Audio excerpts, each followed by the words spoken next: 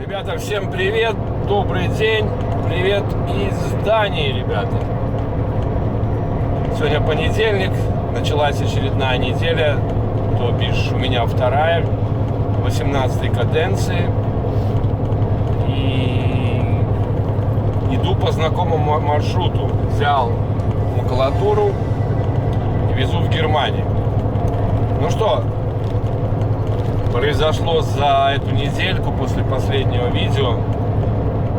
Вообще интересная ситуация была с туманами, с ремонтами или профилактическими работами на паромах. Все откладывалось, все переносилось. Но не наша вина, не моя, не босса, да и не этого заказчика. То есть той компании, на которую мы работаем. Повторюсь, я на кругах. В основном это Дания, Германия. Бывает Голландия иногда. Один раз у меня была Польша. Бывает еще Швеция. Иногда Бельгия. Ну и кое-кто из нас ездит даже на Швейцарию. Андрюха пошел на Швейцарию с молочком. Итак, на чем я там остановился в прошлом видео, я уже не помню. Наверное, когда привез груз из Латвии в Чомани, пошел в Дорпен, взял бумагу и повез ее на Данию. Выгрузился, загрузился в Бронби макулатурой и пошел на Трепсен. У меня должен был быть паром 15:30, по-моему, как вот сейчас у меня будет паром, аналогично. Что у нас там есть, сейчас скажу. Ферри, да, 15:30 из Гетцера на Ростов. Прилетаю я на паром, все нормально, за час даже до парома я приехал, а непонятно по какой причине, то ли какой-то паром пошел на ремонт, либо на профилактику, либо туман, потому что был плотный туман. Не, наверное, пошел на профилактику, потому что на чекине сказала она мне только Берлин ходит. Копенгаген не ходил. Значит, на профилактику пошел. Ну и еще там такой плотный туман. И было написано Next Ferry 18:00. А я тогда начал работу где-то тоже то ли в 6 утра, то ли в 7 утра, и у меня в 9, по сути, заканчивалось время, а паром из Гетцера до Ростова идет 2 часа. Ну и, естественно, никакой продвижки на германской стороне не могло быть. А никакой подвижки на германской стороне не могло быть и речи. Я пришел в Ростов, быстренько спустился с парома, встал на паркинг просто-таки до утра. И, соответственно, весь график, который был задуман, наверняка заказчиком, сломался из-за этого. С утра я стартанул, пошел на Трепсен, выгрузил макулатуру и пошел за блоками, там недалеко 40 километров. И было в задании указано, если меня загрузят, чтобы сообщили, насколько заказать ферри. Но когда я загрузился, босс уже не мог связаться с ними. Ферри был как бы запланирован в обратную сторону Роста Гетцер, но не было получено референс номера у меня, то есть номер заказа. То есть, по сути, я мог бы так впритык успеть на 6-часовой, чтобы в пятницу выгрузиться вот здесь, в Коге, в Дании. Но, как оказалось, мы подумали и решили, что давай на 9 часов, 6 часов, если там впритык я не успеваю, походу там я прилетал где-то без 26, могли меня и не зачекинить. Это если впритык, если никаких задержек с утра бы не было. Поскольку не было, опять же, референс номера, то сомнение было, ехать, не ехать, стартовать раньше или не стартовать. Но в итоге я стартанул, приехал с 7, и оказалось 9-часового парома нету. Вот это засада. Грубо говоря, это пипец. 9-часового парома нету. А если я пойду на 11-часовой паром, то, зайдя в Данию, я уже не успеваю на выгрузку в Гоге. То есть мне 45-ка, а у меня 45-ка, мне надо было стоять в Дании. А это, сами понимаете, чревато. И было решено, что я до воскресенья буду стоять в Ростоке. И вечером пойду на паром на Гетцер и там достаю паузу. Ну, тогда они прислали мне уже этот референс-номер заказа. Вот, и на 20:15. Ну, я так в пятницу с утра, прикиньте, я уже встал на паузу в Ростоке. В итоге большие длинные выходные, но вот реально хотел я поехать. Но. Ну, сгонял в магазин там в Ростоке, затоварился на выходные пайкой. И так и простоял. Такая ситуация, знаете, я смотрю, где-то в субботу под вечер идут ребята там с этими, такие, когда ты там берешь билетчик, кинешься, Роста Гетцер, ты можешь сказать, что тебе надо на паркинг, и дают такую синюю бумажку, написано П, она там пишет дату, и ты кладешь ее под стекло, и тебя тогда ставят в правильное место, чтобы ты при съезде с парома попал на паркинг. Я смотрю, 1, 2, 3, 4, человек 20 с этими бумажками идут в субботу. И я понимаю, что если я, в воскресенье стартану, то я могу не залезть на паркинг. Там большой паркинг, но, видимо, они все тоже там собрались там делать 45-ку прямо в порту. Более того, в воскресенье утром на первом пароме опять идут с этими бумажками. На 11-часовом опять идут с этими бумажками. Ё-хайды. Я тогда с боссом связался. Вот у нас хорошо, мы обсуждаем варианты, как лучше сделать. Не так, чтобы в приказном порядке, а Игорь реально, вот це приносит ему, уважуха, всегда понимает и даже предлагает, как лучше нам быть в той или иной ситуации.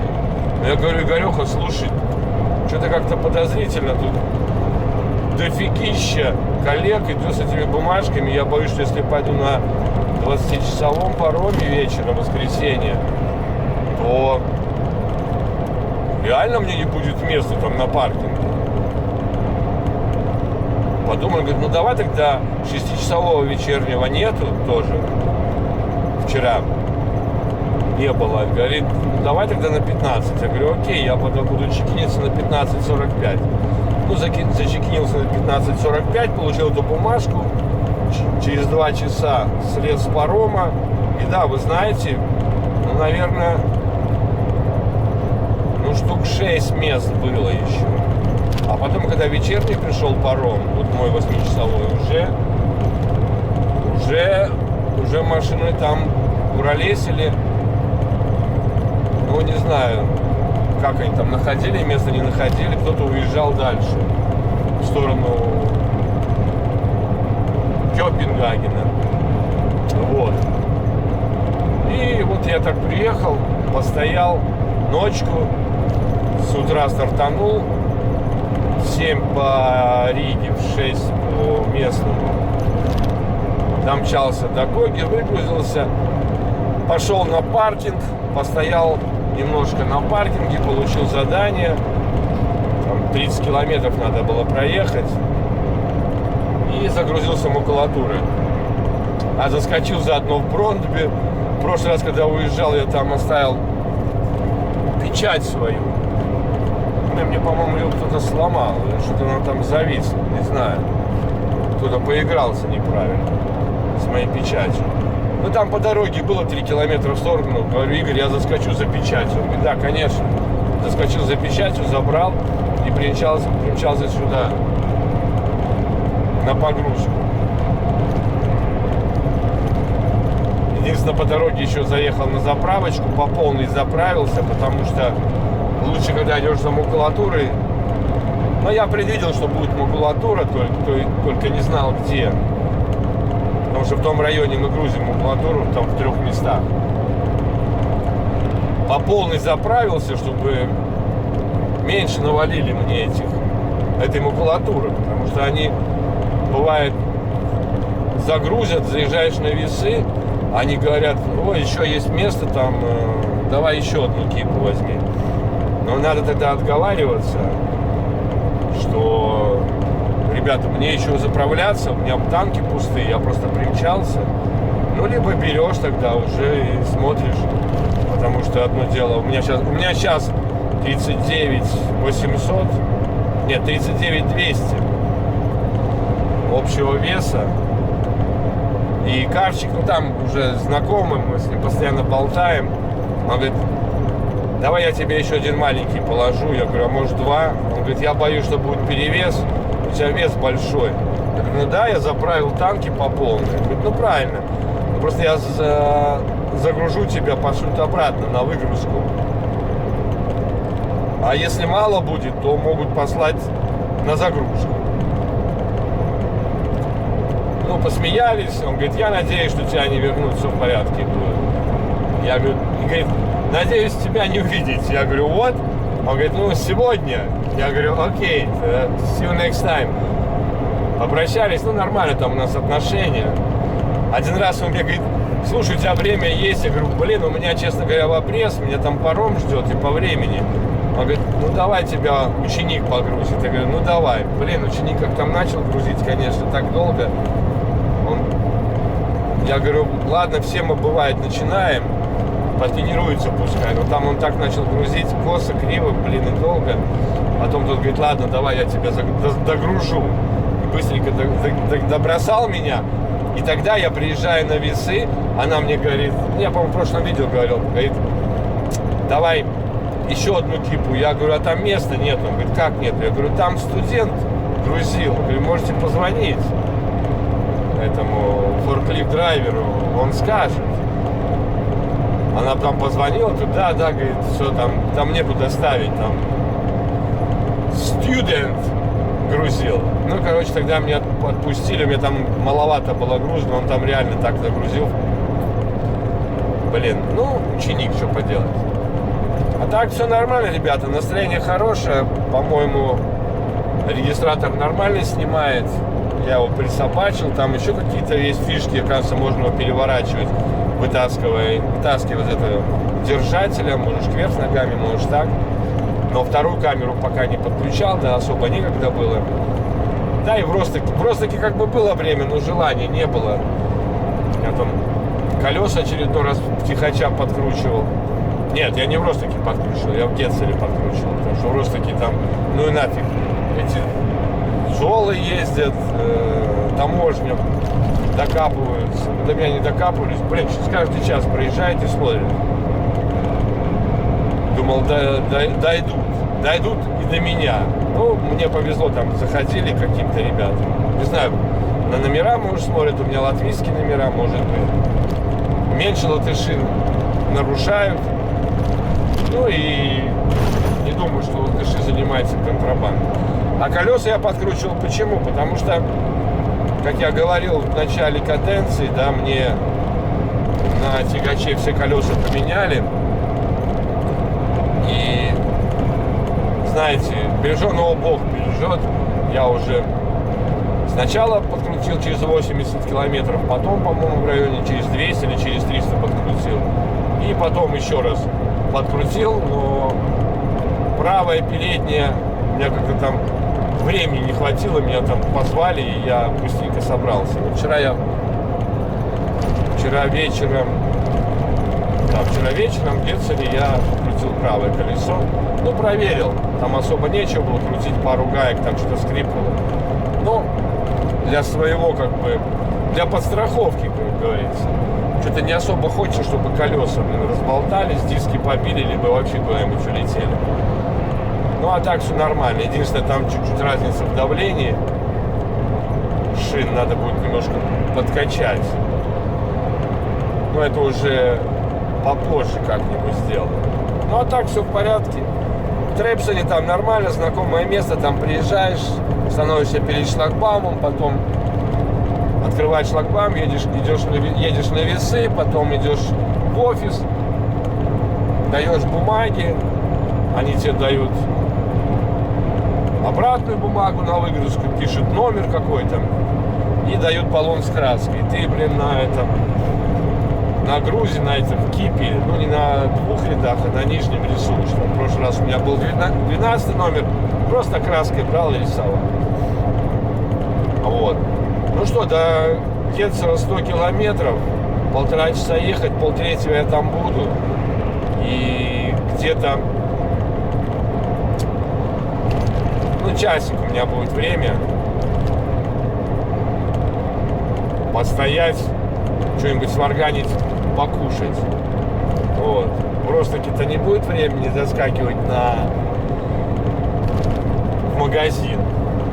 Но у меня еще есть запасы, так что ничего страшного, пропустим.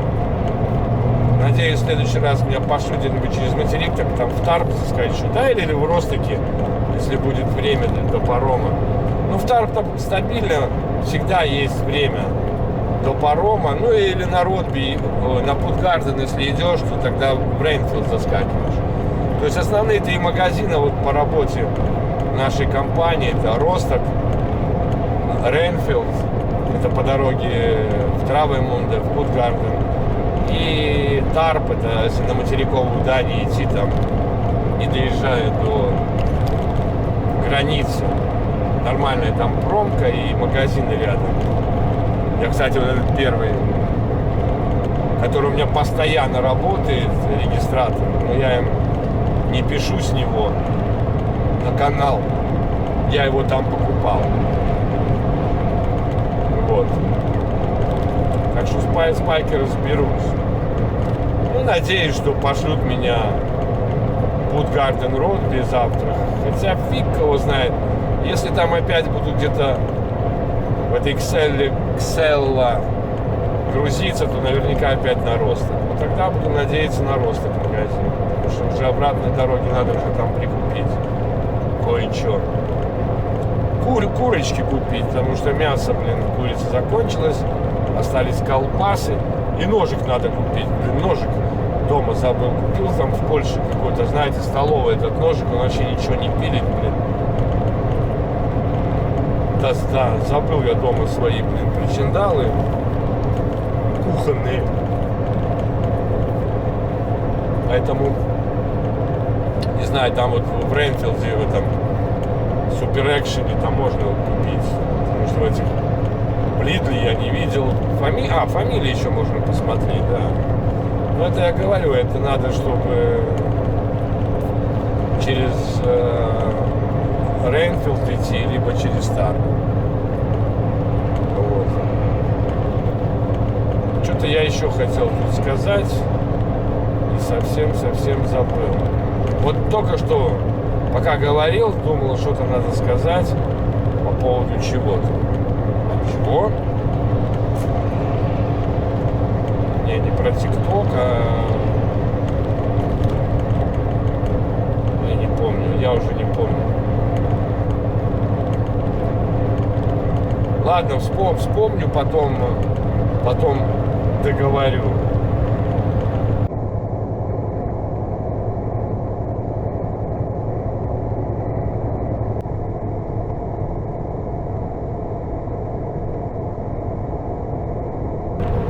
Уже 4 километрика осталось до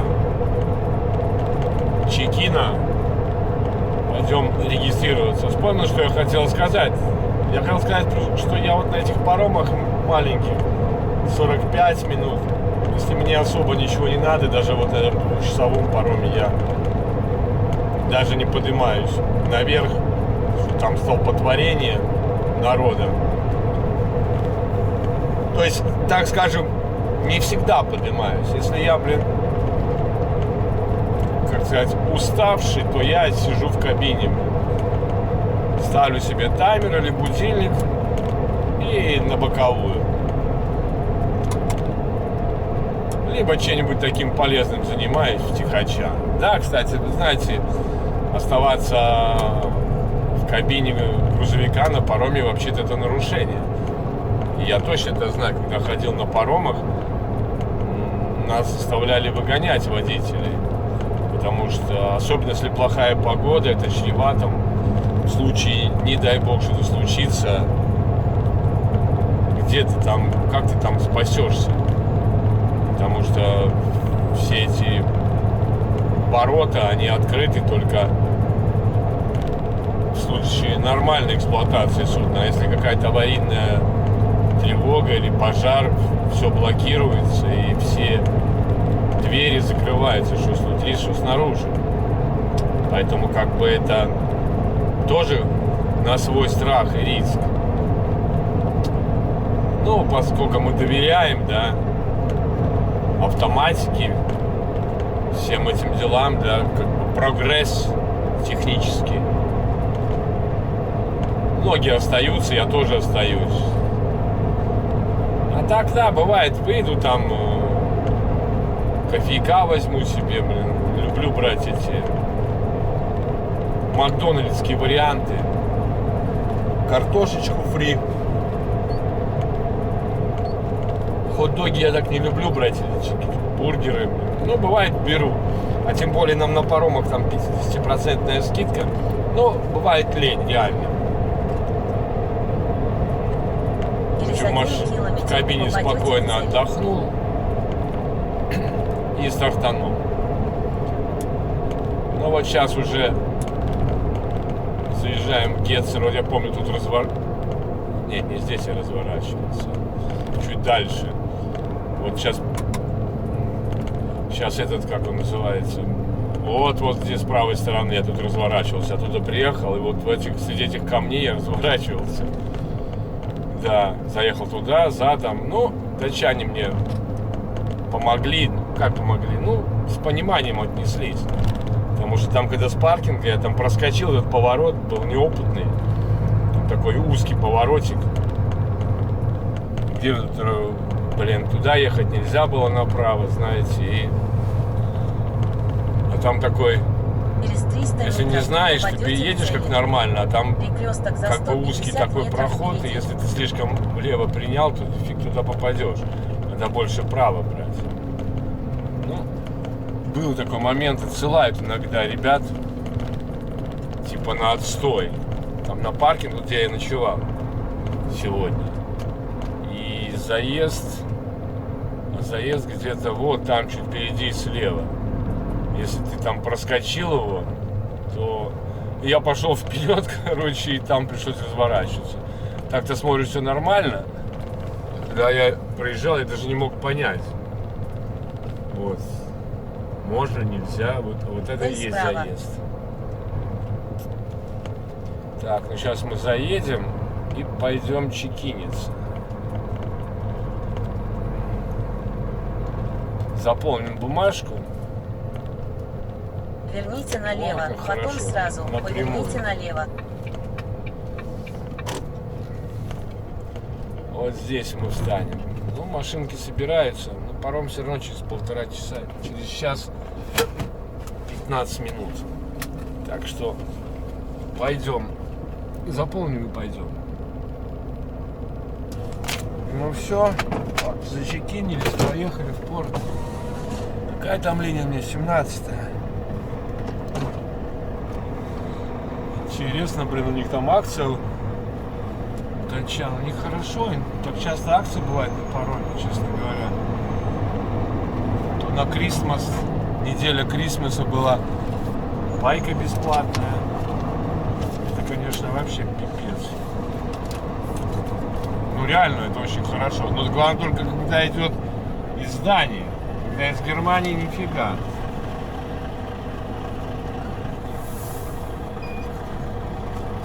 Линия.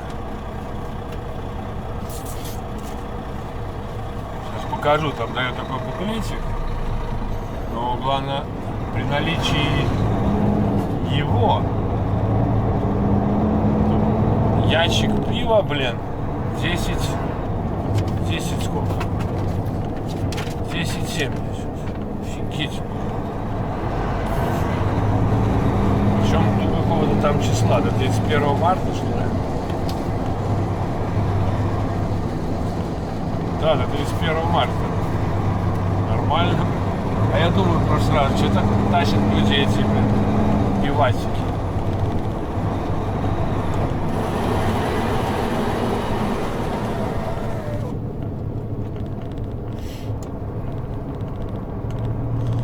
Так, ну сейчас станем в линию и будем ждать. Единственное, надо переодеться, наверное, уже. Все. Да, покажу сейчас вам.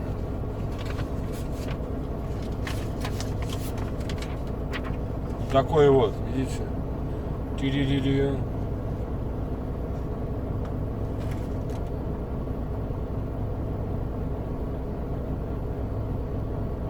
Along with you, get your discount by presenting this voucher along with ferry tickets. Hard copy. До 31-го. Нормально так?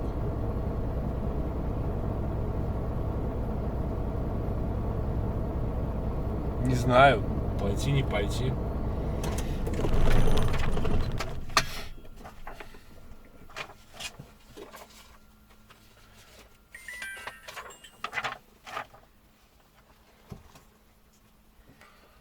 Надо Андрюхе послать.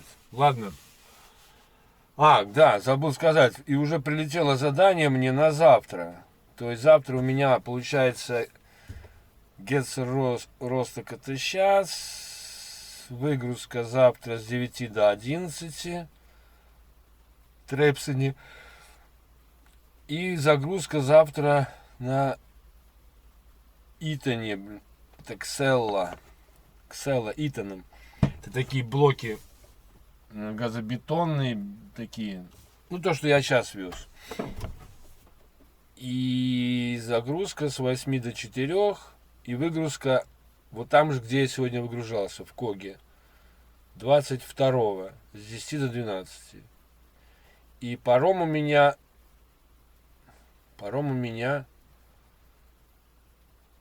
в 6 утра. За 22 в 6 утра. Фиговато, блин, конечно. Лучше бы успеть на вечерний пар. Но фиг его знает. Насколько я стартану. 6 утра. 6 вечера. Короче, уже второй круг подряд буду делать. Ладно, ждем парома. Переодеваемся. 55 я сегодня стартанул. Значит, ну, грубо говоря, 7, 8, 9, 10. В 10 вечера должен встать. Сколько мне километров отсюда? 460, где-то 410 километров будет. 411, по-моему, от Ростока. Это 5 часов. 2 часика проеду и встану на паузу, на ночную. А сейчас на паром иду. Блин, оставил включенным этот самый и забыл совсем, что включен регистратор.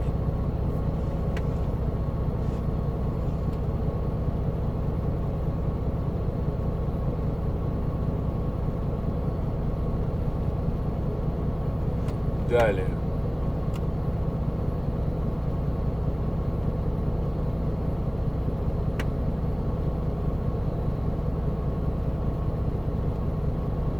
Создать профиль. Ну что там уже, все выехали, они не могут. 15:50, на 20 минут задерживается, получается. Ну что, наверх, смотрю, пошли уже машины, а вот снизу выходят. Вон там слева, смотрю, пошли на паркинге.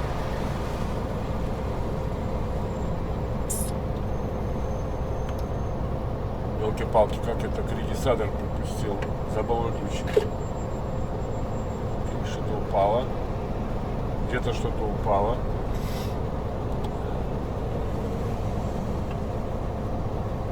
Мэн стоит.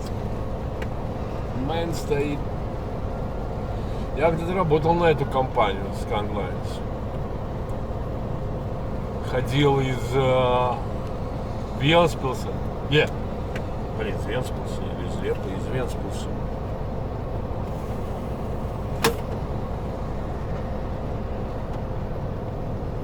Все, поехали. На Травемунде. Это было на моей самые последние мои контракты в море.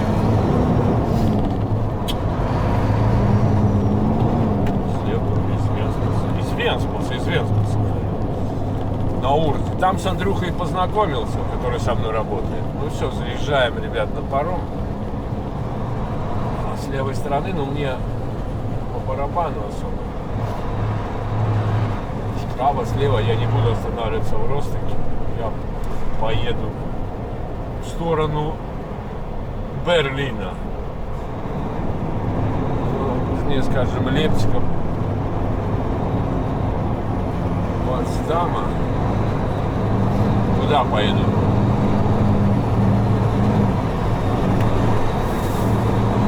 Сейчас скажут, куда ехать, в какую полосу.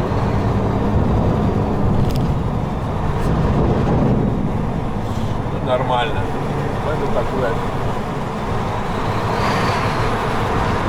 RG транспорт, кстати, у меня в этом самом Фейсбуке часто рекламируют. У меня группа есть «Дальнобой. Точка». Ну так, я просто ждал в свое время. Там всякие объявления о работе.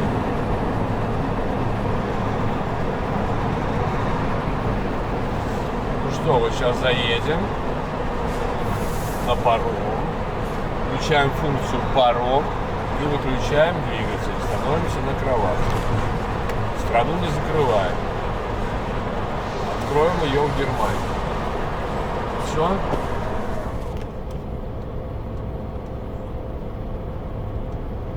Вот автомобиль, функция паром, начало. Вот сохранен. Нет, решил я не пойду я за этим пивом. Не надо мне. Ну все. Паузочка. Ну что, ребята, прибываем в Росток, вернее, прибыли. Выспался чуть-чуть, поспал. Ну, задержка была где-то почти полчаса, получается, у нас. Да, полчаса задержка была. Поэтому, блин, у меня времени уже пошел 13 час. 19:13, по-моему. А в 19:55 уже тринашка начнется. Придется мне брать пятнашку.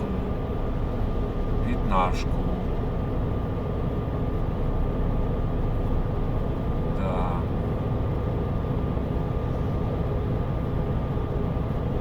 Потому что тогда я посмотрел, я начал.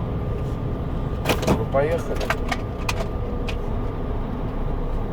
Начал в 6:35 или там успевал. Что мне времени не хватало. Тут-то я успею. Задержался немножко парень. Так что вот так, заезжаем в Росток. В порт нам не надо, погоним сразу. Я еще подумал, может в порт заехать, в Рапсы купить. Сало есть. Так что наелся я трохи сальца. Через 700 метров на кольцевой развязке используйте второй Надо выезд. мне в этот полосу заходить.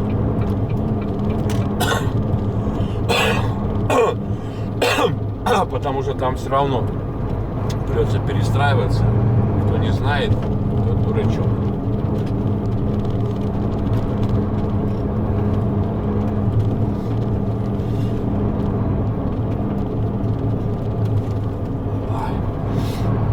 Итак, 19:15 гонки начинается.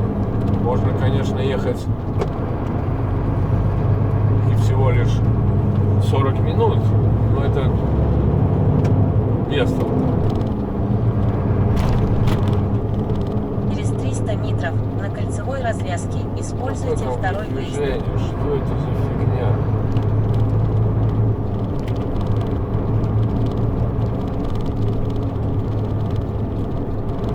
Что это, блин, выдает мне этот тахограф?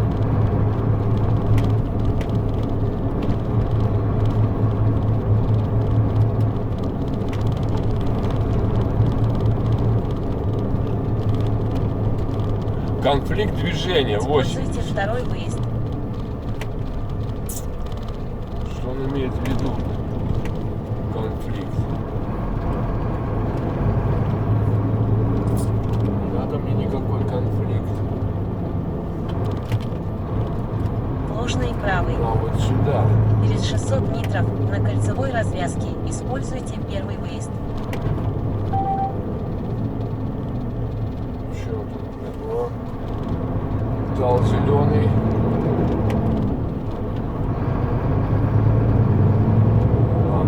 Кто-то там выезжает, но там тоже можно ехать. А там выезжает с левой стороны от порта.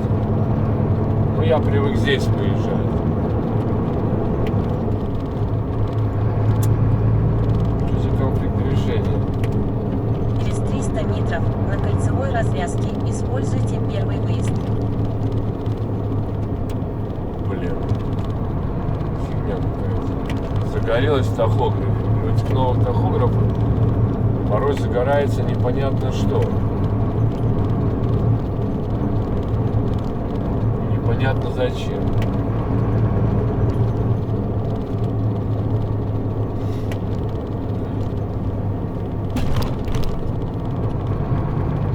Используйте первый выезд.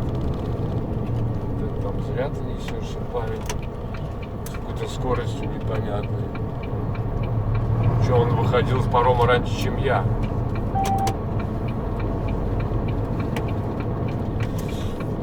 Ой, надо где-то остановиться, проверить, что это там с тахографом.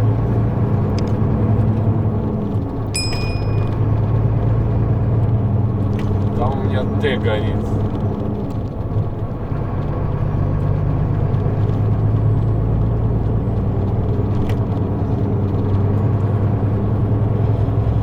Ладно, ребята, будем разбираться с тахографом. Что там такое? Наверное, надо просто ставить это на паркинг, включить двигатель, снова перезапустить, тогда будет всё в Перекресток за порядке. 210 метров впереди.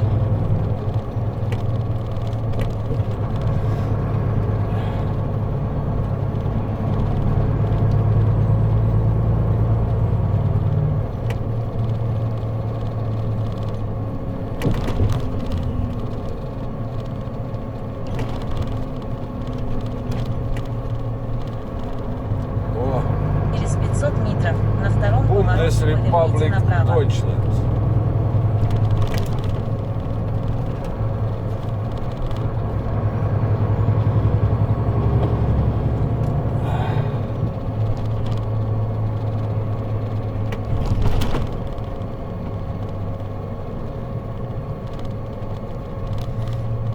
На этом нам не надо направо, нам на следующем. Направо.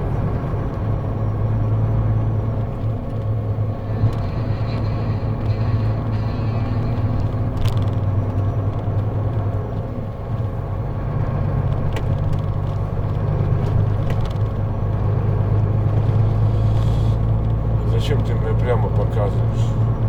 Это Верните непонятно. направо. Крутые правый.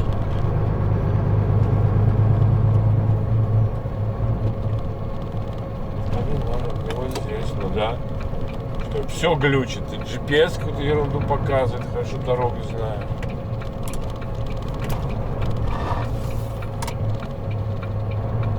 Ой. Через 200 метров езжайте на автостраду. Ложный правый. Газ выскочим. И погоним до паркинга. Ну что, вот выключили двигатель, будем смотреть. Конфликт. Пройдет или не пройдет?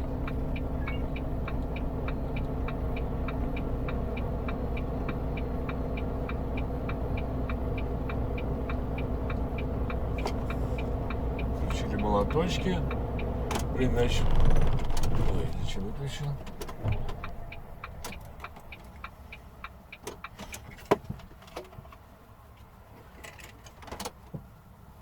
Посмотрел какой-то конфликт движения при какой-то скорости. Первые 20 минут больше 30 км в час. Бред какой-то. Ладно, попробуем поехать.